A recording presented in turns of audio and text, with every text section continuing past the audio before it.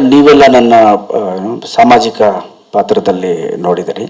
ನಾನು ಕಾಲೇಜ್ ಡೇಸಲ್ಲಿ ಮಾಡ್ತಿದ್ದೆ HM ನಾಯಕ, ಮದಕರಿ ನಾಯಕ ಪಾತ್ರಗಳು. ಬಟ್ ಆ್ಯಸ್ ಎ ಆ್ಯಕ್ಟರ್ ನೀವೆಲ್ಲ ಥರ ಮಾಡಬೇಕಾಗುತ್ತೆ. ಆ್ಯಂಡ್ ನಾನು ಭಾಳ ಇಷ್ಟಪಟ್ಟು ಭಾಳ ಪ್ರೀತಿಯಿಂದ ಮಾಡಿದ್ದೀನಿ.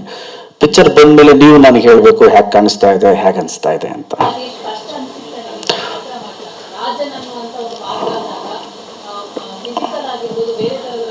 ಮೇಡಮ್, ಫಿಸಿಕಲಿ ಐ ಥಿಂಕ್ ನಾನು 8 months ಹಿಂದೆನೇ ಪ್ರಿಪೇರ್ ಆಗ್ತಾ ಇದೆ ಫಿಸಿಕಲಿ. ಆ್ಯಂಡ್ ಪರ್ಫಾರ್ಮೆನ್ಸ್ ಓರಿಯೆಂಟ್ ಅಂತ ಹೇಳಿದ್ರೆ ಅದೇನು ಬರೀ ನಾನು ಕ್ಯಾರೆಕ್ಟರಾಗಿ ಪರ್ಫಾರ್ಮ್ ಮಾಡ್ತಾ ಹೋಗ್ತೀನಿ, ಆ್ಯಕ್ಟ್ ಮಾಡೋಕ್ಕೆ ಹೋಗಲ್ಲ.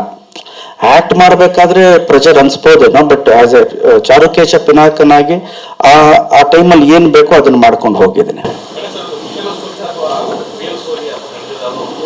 ಫಿಕ್ಷನ್, ಫ್ಯಾಂಟಸಿ, ಯಾ.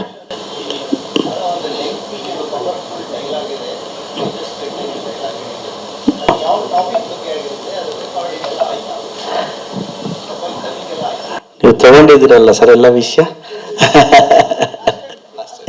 ಸ್ಪೋಕ್ ಅದು ರಾಜಂದೇ ಸರ್.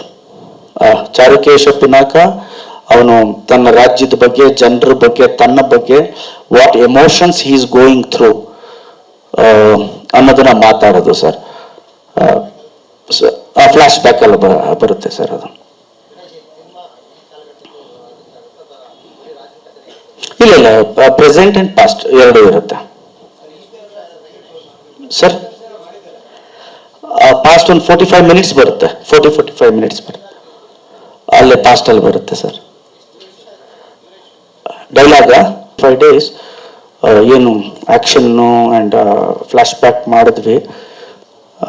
ದಿನ ನಾನು ನಮ್ಮ ಮನೆಯಿಂದ ನೆಲಮಂಗಲದಲ್ಲಿ ಸೆಟ್ ಹಾಕ್ಕೊಂಡು ಹೋಗ್ಬೇಕಾದ್ರೆ ದಿನ ದೇವ್ರ ನೆನಪಿಸ್ಕೊಂಡು ಹೋಗ್ತಿದ್ದೆ. ದೇವರೇ 1500 ಜನ, 2000 ಜನ ಇದ್ದಾರೆ, ಕುದುರೆಗಳಿದೆ, ದಯವಿಟ್ಟು ಯಾರಿಗೂ ಏನು ಆಗಬಾರ್ದಪ್ಪ ಅಂತ ನಾನು ಕೇಳ್ಕೊಂಡು ಹೋಗ್ತಾನೆ.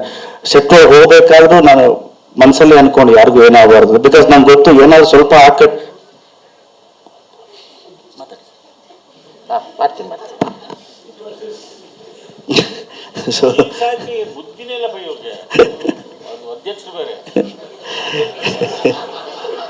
One second, let me finish. So ಯಾವತ್ತು ಸೆಟ್ಟಿಗೆ ಹೋಗ್ಬೇಕಾದ್ರೂ ಕೂಡ ನಮ್ಮ ಮನಸ್ಸು ಯಾರಿಗೂ, ಯಾಕಂದ್ರೆ ನನ್ಗೆ ಗೊತ್ತು ಸ್ವಲ್ಪ ಆ ಕಡೆ ಈ ಕಡೆ ಆಯ್ತು ಅಂದ್ರು ಗೋಲ್ಡನ್ ಸ್ಟಾರ್ ಗಣೇಶ್ ಅವರ ಪಿನಾಕ ಚಿತ್ರೀಕರಣ ಸಮಯದಲ್ಲಿ ಫಸ್ಟ್ ನನ್ನ ಹೆಸರು ಬರುತ್ತೆ ಅಂತ ಗೊತ್ತು ನನಗೆ. ಸೊ ಮಳೆ ಬ್ರೇಕ್ ಟೈಮ್ ಬರೋದು 15 ನಿಮಿಷ. ಮಳೆ ಬಂತಲ್ಲಿ ಆಫ್ಟರ್ 1 hour ನಿಂತ ಬಿಡೋದು. ಎವ್ರಿ ಡೇ 7:30 ಮೇಕಪ್ ಸ್ಟಾರ್ಟ್ ಆಯ್ತು ಅಂದ್ರೆ ನಂದು 8:30, 9ಕ್ಕೆ ಮೇಕಪ್ ಮುಗಿಯೋದು ವಿತ್ ಹೋಲ್ ಅಟೈರ್. ಅದಾದ್ಮೇಲೆ ನಾನು ಹೋಗಿ ಮಾನಿಟರ್ ಮುಂದೆ ಕೂತ್ಕೊಂಡ್ರೆ ನಂದು ಶೂಟಿಂಗ್ ಮಾಡ್ಲಿ ಬಿಡ್ಲಿ ನಾನು ಮಾನಿಟ್ರಲ್ಲಿ ಎಂಜಾಯ್ ಮಾಡ್ಕೊಂಡು ಕೂತ್ಕೋತಾ ಇದ್ದೆ. ನಾನು, ಧನು ಅವರು, ವಿಜಯ ಮೇಡಮ್ ಅವರು ಆ್ಯಂಡ್ ವಿಕ್ರಮ್ ನಮ್ಮ ಆ್ಯಕ್ಷನ್ ಮಾಸ್ಟರ್ ಎಲ್ಲ ಕೂತ್ಕೊಂಡು I use to enjoy it. So ಯಾವತ್ತು ಬ್ಯಾಡ್ ಎಕ್ಸ್ಪೀರಿಯನ್ಸ್ ಆಗಿಲ್ಲ. Good experience. ಸೆಟ್ ವಿಸಿಟ್ ಇವ್ರು ಆಲ್ರೆಡಿ ವಯಸ್ಸಾದವ್ರು ತಿರ್ಗಾ ಫ್ಲಾಶ್ ಬ್ಯಾಕ್ ಯಾಕೆ ಕರ್ಕೊಂಡು ಹೋಗೋದು ಅಂತ.